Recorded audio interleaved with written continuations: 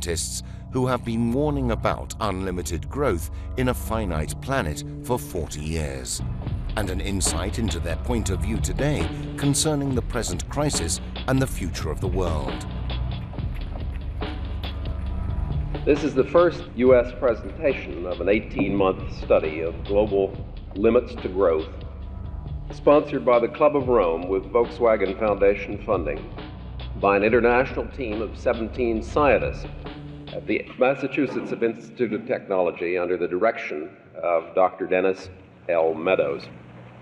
40 years ago, I stood up and presented a question. How can global society organize itself to provide a just, peaceful, equitable, decent living for its people? Now, after 40 years, finally, the question is starting to be considered seriously. But I'm apprehensive. I have to say that although the question is still important, the answer is different than it was 40 years ago. 40 years ago, it was still theoretically possible to slow things down and come to an equilibrium. Now that's no longer possible.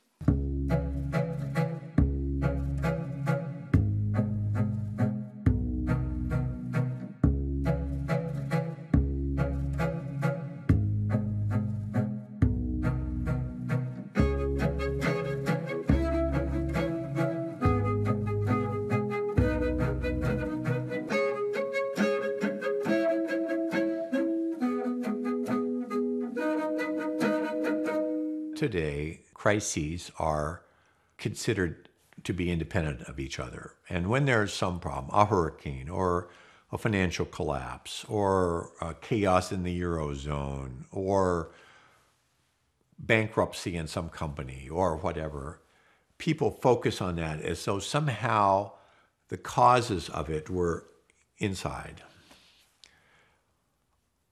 Our book and our field generally says no. I mean, the causes often are far away in time and place from the symptoms of the problem. And indeed, my opinion is that all of these things are really not problems in themselves. They're a symptom. The problem is physical growth in a finite planet. The problem is that we have taken human population, food consumption, energy use, material consumption, and so forth, to levels which cannot be sustained. Looking at separate crises as symptoms of a global crisis was also the anticipatory vision of the man behind the limits to growth. Aurelio Peccei, the founder of a mysterious think tank called the Club of Rome.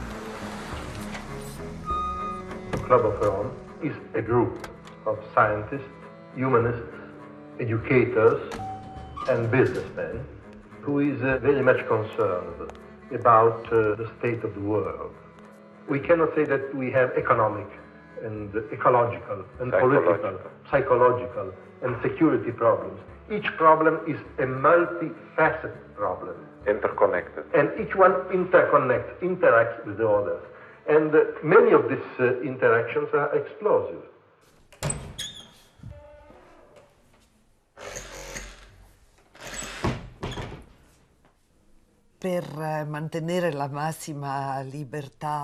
In order to ensure the greatest freedom of thought and action for the Club of Rome members, Peccei established the Club of Rome as a non-organization rather than an organization. I started by writing to people whose names had appeared in newspapers, and I filed copies of all those letters in a binder, which I labeled Club of Rome. Peccei told me to leave some room on that shelf, because he expected there would be more to fill it soon.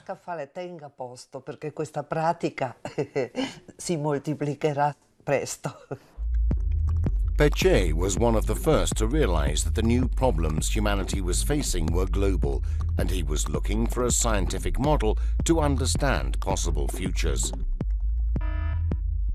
Money was needed to start the research project, but there was a problem. At that first meeting in Bern, Being new and being an American, I thought the best thing for me to do was to have nothing to say and just to listen. And for the first time, about 6 o'clock in the evening, it was stated that the money was not available from the Volkswagen Foundation because no methodology had been settled on for doing the research. So now suddenly you had a project with no methodology and no money, which was very close to no project. Jay Forrester from MIT, one of the pioneers of the modern computer age, was also the founder of system dynamics, the science that studies the interconnection between complex systems. He was probably the only person in the world able to give an answer to Piaget's willingness to understand the future. And he was in that room that day. And I told them they could come to MIT and learn more about this, but they would have to come for 2 weeks or not at all, because I knew that it would take 2 weeks for them to really understand. And they agreed that they would come 3 weeks from that day. So it was on the airplane coming back, Air France I think, where I had 9 coach seats to myself. I converted them into an office to spread papers around and began to work on a system dynamic simulation model of what they had been talking about. The problem here is that these systems are what we have come to call counterintuitive. They do not behave the way we think they do. And there are reasons for this. The human mind has gathered its intuition and its experience in dealing with simple systems. Driving an automobile is about the most complex system that the human mind thoroughly grasps.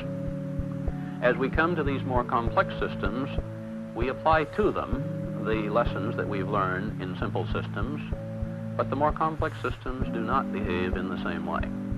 And it's the structure of the entire system that gives it the behavior.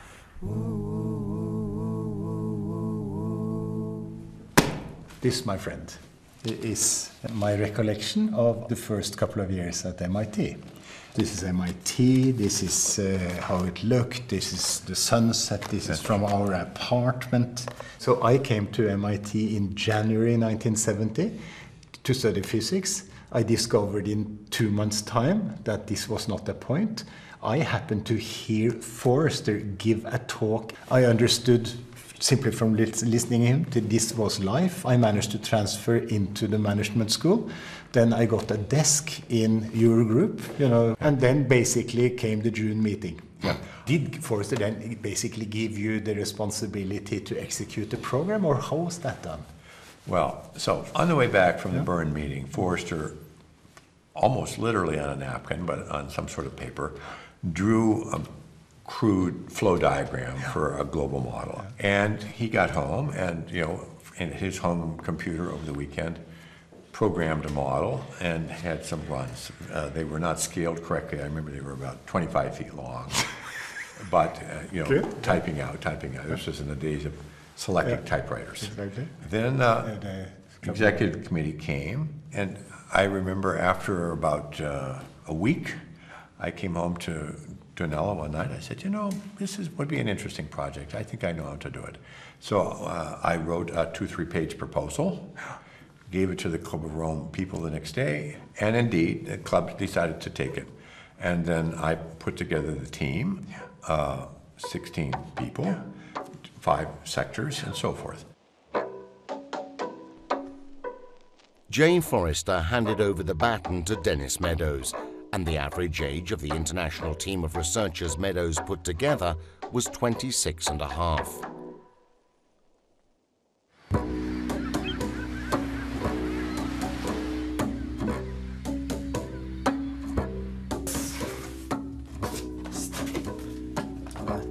A lot of material from back in those days.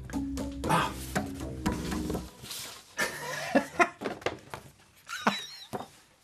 All right, there I am as a graduate student at MIT.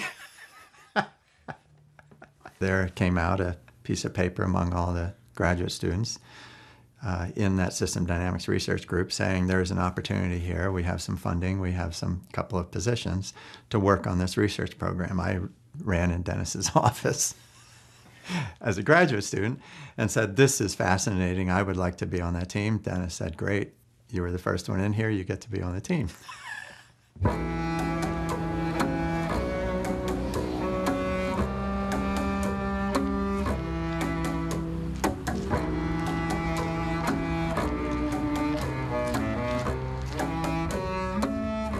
Two members of the team, nominated by a senior member of the Club of Rome, came from Germany. Peter Milling and Eric Zahn. Dennis and I were welcomed into the inner circle of the Club of Rome. The whole project was financed by the Volkswagen Foundation. To allow the team to get to work immediately, Aurelio Peccei wrote a check for over $50,000. So we could buy tables and chairs, which were set up in an old factory building on the MIT campus grounds.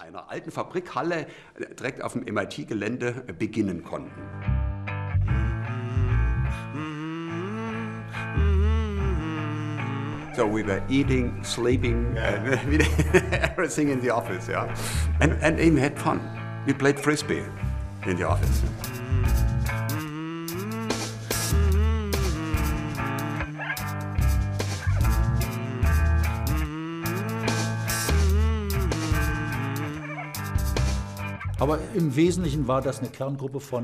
It was essentially a group of 6 people under the directorship of Dennis Meadows and Deputy Erich Zahn. And we mustn't forget the really outstanding contribution, it must be said, of Donella Meadows. Donella Meadows was the main author of The Limits to Growth. She was not only a scientist but also a humanist, a brilliant writer, and the team's link to the Green Movement that was growing at the beginning of the 1970s. I think we're one step, one contribution to a change which is indeed taking place, largely among young people who are trying many experiments, some of which may turn out to be very useful in an equilibrium society. And I think the thing that encourages me, I work in a university with some of these young people, is that they are discovering that the alternate lifestyles that they are trying are not sacrifices, and they're not unpleasant. And in many ways, they're more satisfying and their lives are more fulfilling than they would have been if they followed the pattern which we have come to regard as the cultural pattern of America.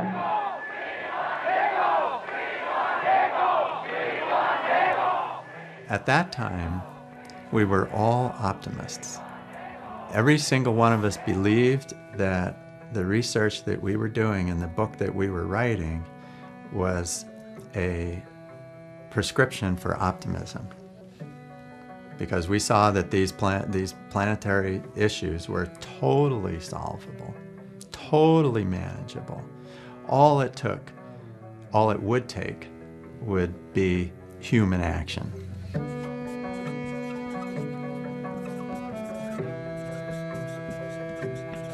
Eventually, I want to understand population, and one influence on population is deaths. The Limits to Growth put together 12 possible scenarios of the future, varying from collapse scenarios to equilibrium ones. And I've assumed that that's a function of food per capita. The difference between collapse and equilibrium came from human choices. Professor John Sterman still teaches the content of the book at the MIT today. What did The Limits to Growth really say? So what we have here is a very simple qualitative diagram showing the limits to growth concepts. Over here we have population, which grows exponentially unless restrained, unless people reduce their fertility. And here's the growth of the economy, which also grows exponentially. All that growth is happening in the context of a finite planet. Important parts of the global system are basically structured to give exponential growth. Population and industrial growth are inherently exponential. It's not an accident that they show this explosive growth pattern. That's built into the nature of the systems. when we approach the limits of the Earth, we will not basically move towards those limits and then smoothly fit in the world population and activity under the carrying capacity of the planet. We will, because of decision delays, shoot through the sustainable level and then move into unsustainable territory, from which there is only one way back, either organized reduction, managed decline, or nature takes over and forces us down back to sustainable territory. Obviously, if there are a lot of harmful side effects of our technologies, if there are long delays in the response of the social and technical system to scarcity, if the price system, if markets don't work effectively, we're in trouble. But the real lesson of limits to growth is that even if all of those things work, it still doesn't solve the problem as long as everybody wants more.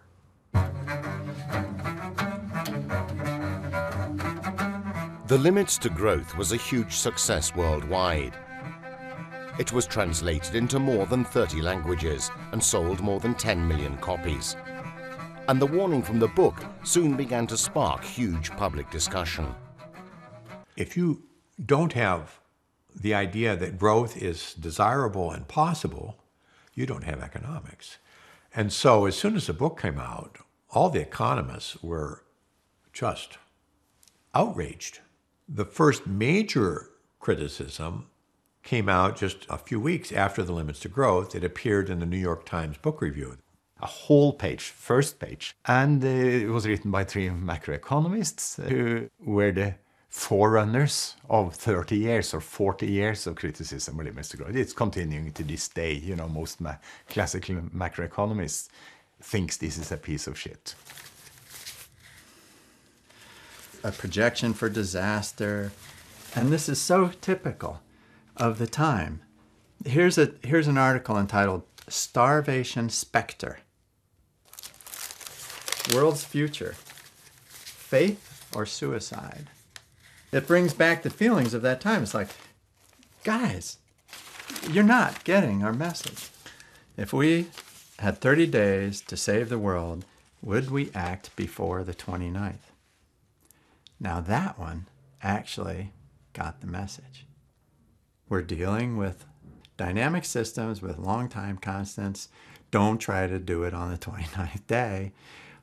Do it on the first or second day, and don't waste the first, second, third, and all the way to the 26th day talking about whether or not the science says we should.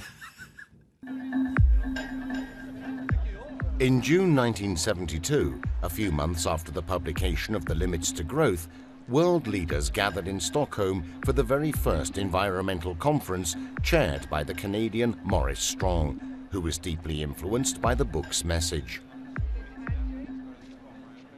A compromise between the interests of all countries was very difficult to find, but the global concern about the state of the planet was marked by the Stockholm Declaration. And if it were to contain nothing more than that principle, that nations must accept responsibility for the consequences of their actions on others, it would be a historic document and an extremely important base on which to build. The Limits to Growth had a strong impact in Germany, as well as in many other countries, dividing politicians and public opinion. After all, the Club of Rome was awarded the Peace Prize of the German book trade for The Limits to Growth. The book was on Spiegel's bestseller list for several years and was also positively received in industry. I think I gave over 60 presentations during the first year, and most of them were to people from business and industry.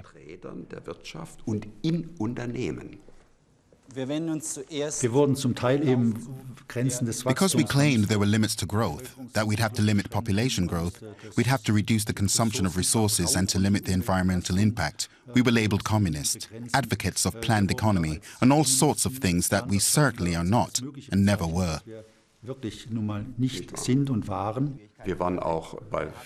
We also participated in many discussions. We sat in a row and were bombarded with questions from journalists and experts in various fields. There were plenty of adverse positions, many unreflected. But interestingly, some actually got a better understanding of what we were trying to express, because a lot of them hadn't even read the book, or only superficially. This is total disinformation and not a good style for political leadership.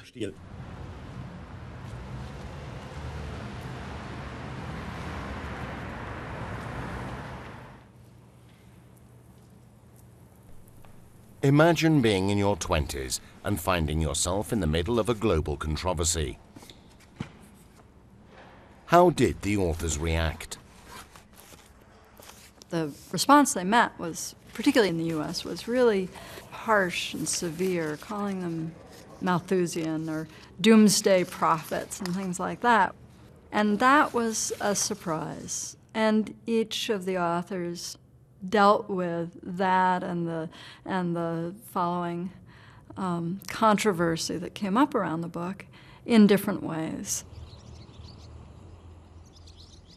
When we wrote The Limits to Growth, I thought that once we told the world that the planet is small and that it's a great challenge for humanity to fit a large population and a large economy onto this tiny little planet, I had thought naively that the world would listen and say, yes, clearly this is good advice and we're going to follow this advice. It didn't take long before I really understood that that was not the case. And after 10 years of trying to push the message during the 1970s, I basically gave up and said that this is too early. We have to wait another 20 years or so until the real-world problems become more acute and more easily observed by most people. And then we can start once more and try to assist a shift in the direction of sustainable development. Dennis and Dana had left MIT, started up a research program at Dartmouth. Their interest was similar to mine: create sustainable communities on a small scale. I essentially followed them, went up to Dartmouth, started teaching and research at Dartmouth, and after one semester, 4 months roughly, decided that I had to make a right-hand turn in my life choice.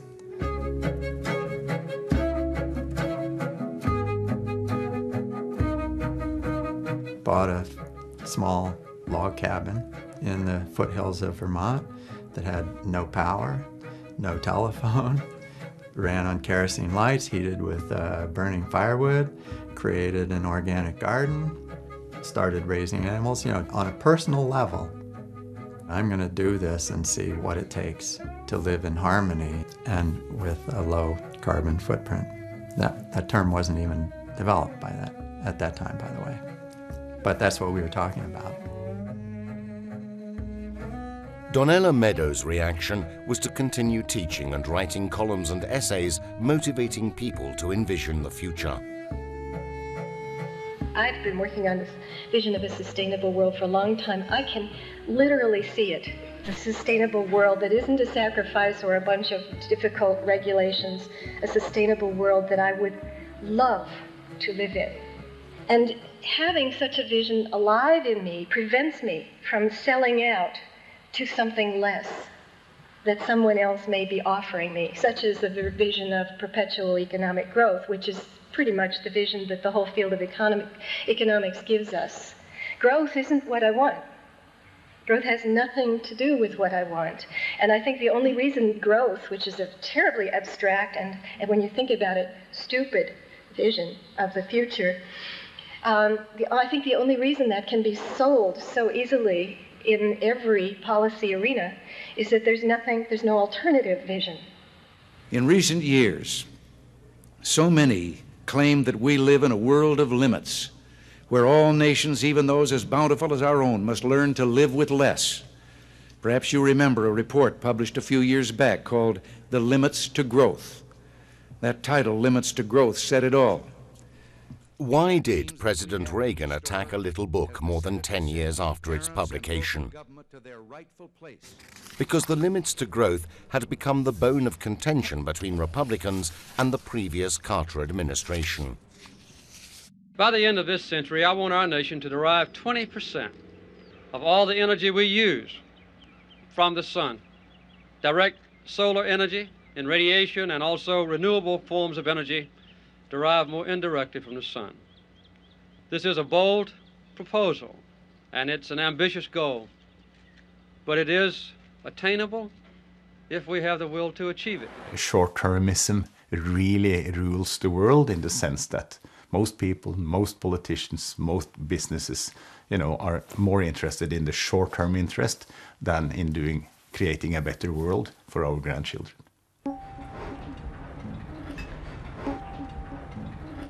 They are the living image of the young people I have always in mind when we work.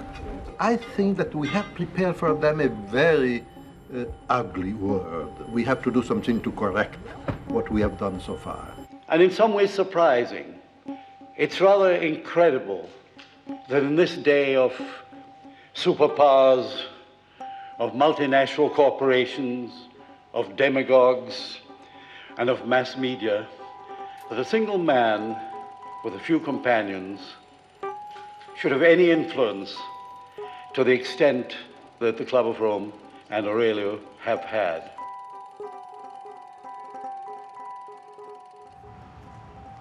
Even though their mentor, Aurelio Peccei, was not there any longer, in 1992, 20 years after the publication of The Limits to Growth, Dennis and Donella Meadows and Jorgen Randers decided to test their scenarios. These are pictures of Jorgen and Dennis and Dana, mostly taken at Foundation Farm in Plainfield, New Hampshire. And the whole team, Bill came over from Maine for this picture. The team reassembled again 20 years after The Limits to Growth.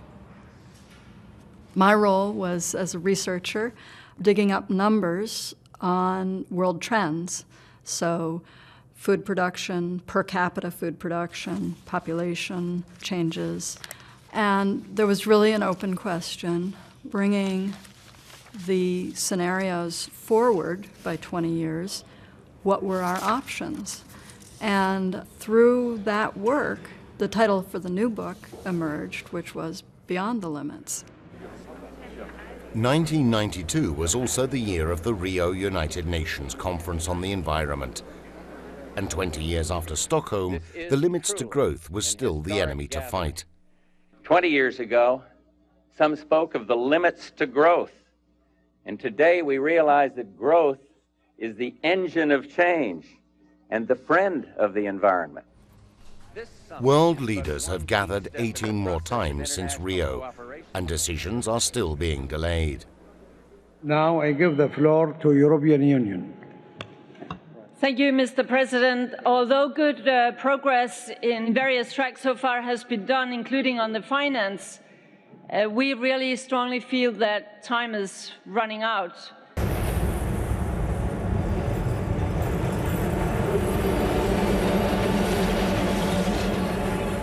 Peccei and the Limits to Growth team tried their best to warn decision makers about the risks of unlimited growth. But even when apparently everyone agrees the risk is serious, as with climate change, action is still not taken. When I was 27 and just did the Limits to Growth, I had a very different understanding of the world. You see, there's two general mentalities about policy. Scientists gather data and they say, oh my goodness, the sea level is going up, intensive storms are becoming worse, drought and precipitation patterns are becoming more difficult. There's climate change. We need to change our greenhouse gas emissions. The other mentality says, I don't believe climate change because the glaciers are actually getting bigger. And then the scientists do some studies and they say, no, actually the glaciers are getting smaller around the world. And then the climate skeptics say, well, actually I don't care about the glaciers so much. I don't believe in climate change. I refuse to take action now because the polar bears are actually better off than they used to be. Then the scientists do some work and they say, no, actually the polar bears are in terrible trouble now. They're drowning, they don't have any food anymore, the ice is going away for them. And the climate skeptic says, well, actually, I don't care so much about years, really. I don't believe in climate change because there was a lot of snow in Washington, D.C. last winter.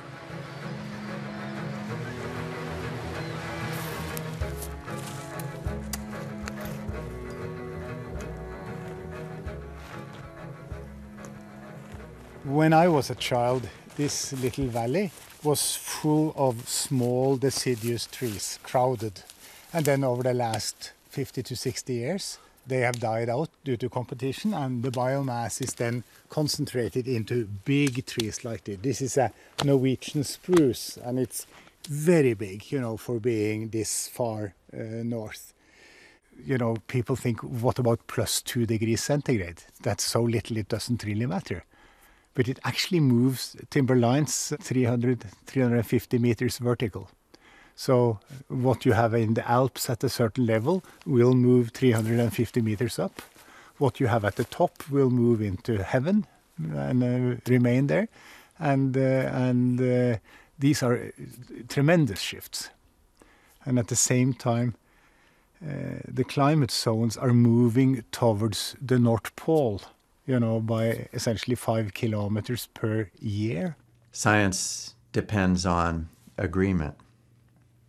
You know, that we can't ever be 100.000% certain about anything on the planet, but we can be 99.99% certain. And that's where we are about global climate change. What do the Limits to Growth authors think about the future now?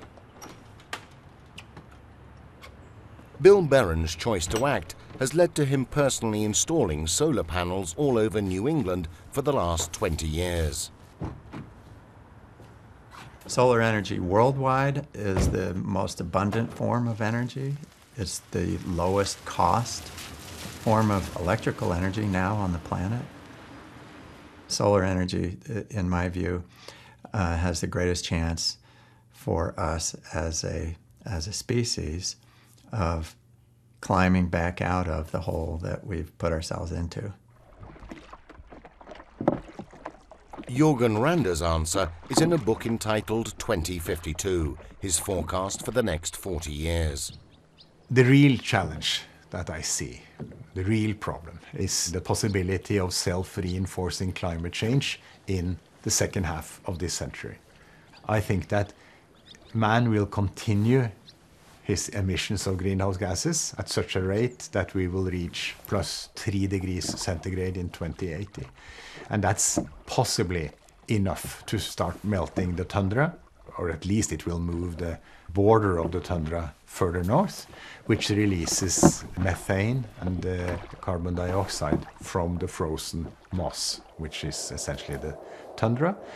And there are strong greenhouse gases, which of course then makes the temperature even higher, which then melts more tundra, which then releases more methane into the atmosphere. And if this process starts, there is then nothing man can do. It will go all the way until all the tundra is melted and all the methane is in the atmosphere. Dennis Meadows keeps traveling the world, as he has been doing for the past 4 decades, updating and warning decision makers about the perspectives for the future from his point of view. It's a great pleasure to be here in Berlin. I'm afraid I'll have to switch to English due to the limitations of my German. I'd rather speak intelligently in English than sound stupid in German.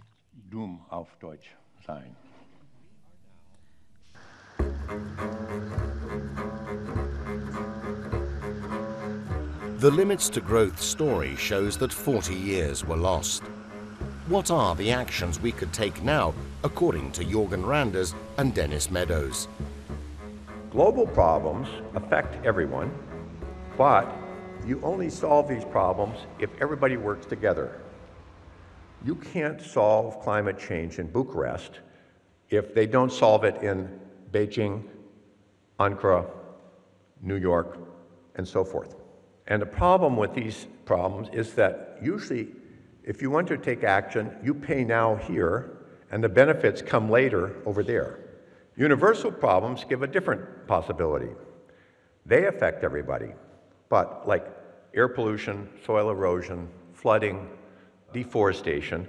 You can solve them here for you, and the benefits come here soon.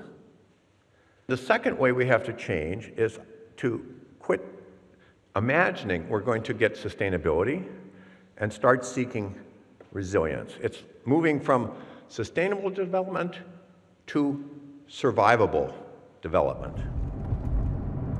Resilience is the ability to absorb a shock and to keep giving essential functions. So for example, in Fukushima, the resilient cities were rather quick able to start giving again food and water to their people.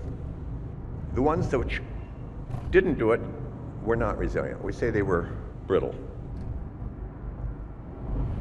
All we need to do in order to solve the climate problem is to shift of the order of 1 to 2% of the world's employment and capital from dirty sectors to clean sectors. So we ask the capitalist system, can capitalism actually help us shift the investment flows? And of course the answer is no. Capitalism is made in order to allocate capital to the most profitable project, not to the projects that are societally beneficial. So capitalism will not solve this problem. Couldn't then society regulate capitalism in such a manner that what is societally beneficial also becomes the most profitable? And the answer is, of course, yes. In principle, society could agree that, for instance, putting a price on climate gas emissions, a carbon price, which will make it profitable to invest in electric cars rather than in fossil cars. But of course, that requires parliaments to pass this regulation, and parliaments is composed of politicians who have voters, and voters are also short-term in the sense that voters are not in favor of increased gasoline prices or increased power prices. So the core problem is short-termism in the individual, reflected in democracy and reflected in capitalism, which are two systems of governance that we have chosen to guide our lives. That's the problematique. The problematique sits in you and I and everyone else. It's the short-term nature of the human being. The first chart in the Limits to Growth book in 1972 was called Human Perspectives, and its caption read, "Although the perspectives of the world's people vary in space and time, every human concern falls somewhere on the space-timer graph." The majority of the world's people are concerned with matters that affect only family or friends over a short period of time. Others look further ahead in time or over a larger area, a city or a nation. Only a very few people have a global perspective that extends far into the future.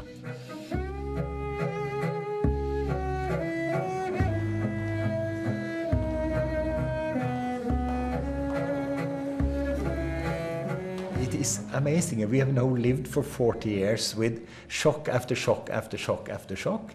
And in most cases, even in the financial crisis, which was mishandled as badly as any crisis will be, the system is surprisingly resilient. The system is surprisingly resilient, especially for the rich. Yeah, for sure. But I mean, there are people who still today are totally devastated by the consequences of the 2008 crisis. From our perspective, yes, it was resilient, but there are billions of people who say, no, it was not resilient, it was a disaster. Now, let me say, on the other hand, in your book, I admired that you start to raise some issues that people don't talk about very often. Is democracy really an effective governance form for coping with these problems? I don't say anything about my preference for it or the morality of it, but we can just say objectively, democratic nations are not getting in control of CO2 emissions. They're not getting in control of environmental damage from global perspectives and so forth. And so it's important to raise those issues, get people to start thinking about it. That you did. I thought that was fine. Did you know that the Norwegian Parliament unbelievably allocated, $50 million or something like this, a fairly high amount of money, to build this seed vault? They found a cool hillside where there is permafrost to keep this at minus 35 degrees centigrade for as long as they can. And they have then offered to all nations to store whatever they want in the form of genetic material. And it's interesting, in my mind, very forward-looking. I would not have thought that a democracy would be willing to do that type of thing, which is for some kind of undefined group sometime far in the future. So luckily, in some cases, I am wrong. Donella Meadows passed away in 2001, but her memory is still inspiring many people around the world. Among them are the members of Cobb Hill Farm in Vermont, a project started by Donella.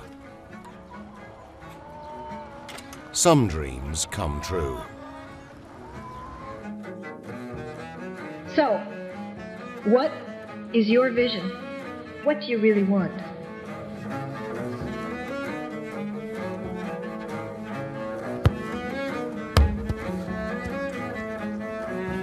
What will make this a world that would make you excited to get up in the morning and go to work in it? That would make you feel wonderful about the possible future for your children and your grandchildren, excited at what they will have the opportunity to bring forth. What kind of world would that be?